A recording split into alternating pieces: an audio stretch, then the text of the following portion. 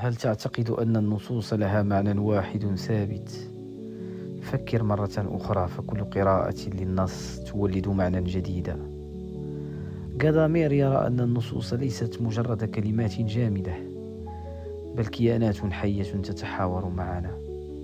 كل نص له أفقه التاريخي والثقافي، ولكل قارئ أفقه الخاص والفهم الحقيقي يحدث عندما يلتقي هذان الأفقان لتنتج مساحة جديدة من المعنى.